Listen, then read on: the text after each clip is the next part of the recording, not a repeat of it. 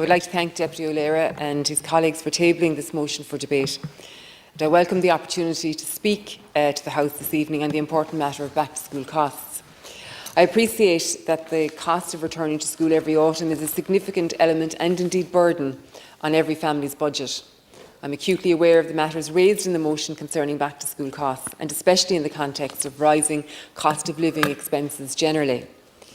Equality of access and opportunity in education has always been a core principle for Fianna Fáil in this government, and we recognise that reducing costs is an intrinsic part of this ambition. Indeed, earlier today, Minister Michael McGrath, Minister Heather Humphreys and I announced a package worth €67 million to support parents and students in their return to school. This package cuts across an array of services and need, including the elimination of all fees on the school transport scheme, a €100 increase in the back-to-school allowance, and the expansion of the school meals programme to almost 60,000 more students. The school transport scheme and the back-to-school allowance initiatives will put nearly €9 a week back into parents' pockets. The back-to-school allowance scheme was introduced more than 30 years ago, and I am very pleased to confirm to the House that this payment will be increased by €100 for this coming academic year. This will benefit more than 262,000 children in 151,000 families right across the state, and I do believe that this payment will go some way to helping parents and families meet the cost of school attendance. School book funding has been increased every year over the past number of years, with increased funding available for book rental schemes and a new free book scheme being introduced in over 100 DEIS primary schools since 2020. It is my intention to continue to expand the provision of free books to all school children as resources allow. Every year, the school transport scheme provides a vital service to families across the country. In the last academic year, more than 121,000 students used the school transport scheme, including 15,000 students with special education needs. I am delighted to confirm that for this academic year, parents will not have to pay a fee in order to access this vital service, with all fees being waived for those in receipt of a ticket. This will result in immediate savings of up to €500 for a family and will benefit over 120,000 children. Where a parent has already made a payment in respect of their child's ticket, this will be fully refunded. Further information will issue to all applicants in the coming days. The School Meals programme provides funding towards the provision of food to some 1,506 schools and organisations, benefiting 230,000 children. As the deputies present will be aware, earlier this year I announced the single most significant expansion of the DEIS programme at a cost of €32 million and benefiting 347 schools in addition.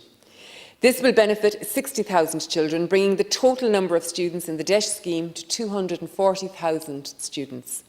The DEIS programme provides a wide range of supports to schools, including enhanced capitation payments, lower pupil-teacher ratios and additional planning supports. I am pleased to confirm today that Government has extended the school meals programme to schools who have entered the DEIS programme, which will benefit 310 newly designated DEIS schools and almost 60,000 students.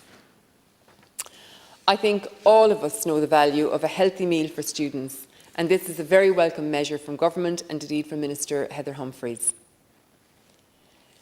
As I mentioned earlier, the back-to-school clothing and footwear allowance payments will be paid to over 150,000 families in respect of approximately 262,000 children for the coming school year. Today, Government has announced an increase of €100 in the back-to-school allowance for the coming academic year. Consequently, the amount being paid for each qualified child aged between 4 and 11 years of age will be €260, and the rate payable for each eligible child aged 12 and over will be €385. It is estimated that some 151 families will benefit from this measure in respect of over 262,000 children. This is a one-off measure for 2022 to assist families with back-to-school costs in the current school year. My department already provides a book grant of over €17 million annually to all recognised primary and post-primary schools within the free education system or scheme in order to provide assistance for books, including book rental schemes, and all schools are encouraged to operate book rental schemes to help alleviate costs to parents. At primary level alone, 96% of schools operate a book rental scheme for parents.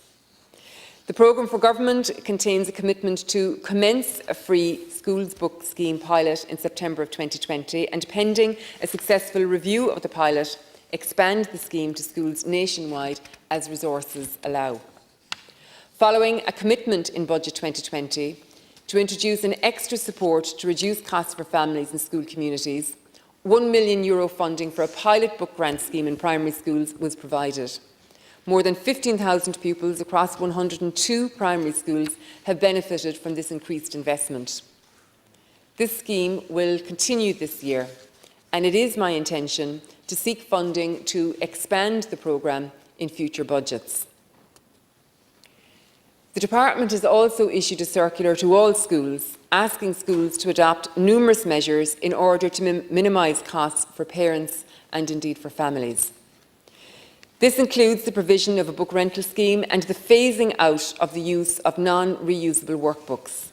Schools are also asked to create a uniform policy which ensures that all items are available from a variety of shops to allow parents and guardians to shop around, and that these uniform items will only have iron-on crests. As deputies will be aware, students have recently concluded their Leaving Certificate and Junior Cycle examinations. This year, in recognition of the financial pressures faced by parents, all examination fees have been waived for every single exam student. In addition to meeting salary costs and providing for building construction and maintenance, the Department also provides capitation grant funding directly to schools to cater for day-to-day school running costs such as heating, lighting, insurance and general upkeep. For example, a voluntary secondary school with 500 pupils will receive a capitation and ancillary funding of €316,575. A primary school with 150 pupils will receive capitation and ancillary funding of €53,400. This funding notwithstanding, the Department fully understands and accepts the need for improved capitation funding, and therefore the Government has provided for a combined 7.5% increase in standard capitation funding for all recognised primary and post-primary schools over the last number of budgets. It is my intention to seek funding for further capitation increases in future budgets. All primary and post-primary schools in the free education system are not permitted to charge any form of mandatory fee. No charge may be made in respect of instruction in any subject of the school curriculum, or for recreation or other activities where all pupils are expected to take part. Where voluntary contributions are sought from parents, it must be made clear to all families that the contributions are voluntary in nature and that their payment or non-payment of these fees will have no bearing on their child's place within a school. These are some of the measures, and just some of the measures, that Government and my department, the Department of Education, have taken Cathaoirleach in order to reduce the burden of back-to-school costs on parents, guardians and families. This Government is committed to continue to build on the good progress made in this area, and we are also very conscious of the impact that the cost of living pressures are having across all of our society at this time. Gurmila Mahagat.